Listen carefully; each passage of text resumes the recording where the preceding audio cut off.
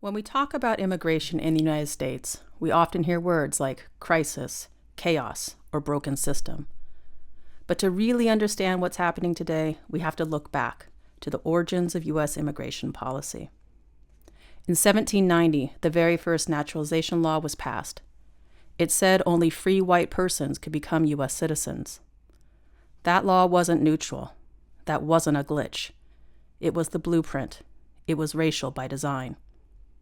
From the beginning, immigration policy was a tool to shape a white nation, deciding who could enter, who could be excluded or deported, and who would be punished for breaking those rules. And that logic never faded. It just evolved. In 1803, Congress backed state laws banning the entry of free black migrants, including African Americans. By the 1920s, federal authorities had effectively prohibited most legal immigration from Asia, Africa, the Caribbean, and Mexico. And for the past century, deportation has overwhelmingly targeted immigrants from Mexico and Central America, and disproportionately targeted others from Asia and the Caribbean, people from non-white countries. This is not a story of isolated laws. It's a pattern. In fact, the United States has issued more than 8 million deportation orders since it began tracking these numbers in 1895. And 96% have been to non-white majority countries.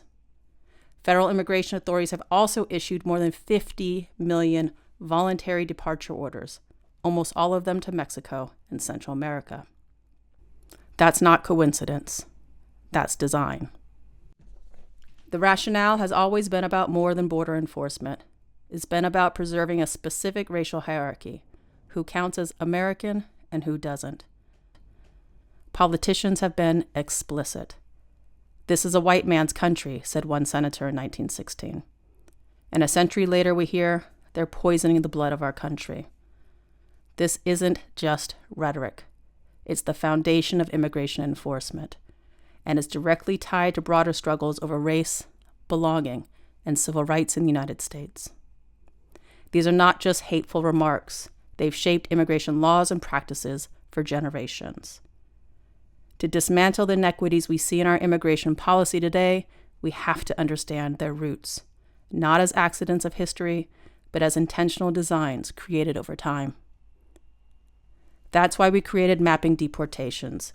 It's the first project to trace every recorded deportation in U.S. history, showing the patterns, the policies, and the people affected to explore how the immigration system has functioned over time. It shows how immigration enforcement has always been connected to race and power. Mapping Deportations is a research tool. It's a teaching resource, and it's a call to action. Because if we want to change the system, we need to understand how it works and why it was built this way. Visit Mapping Deportations, learn the history, share the truth, be part of the change.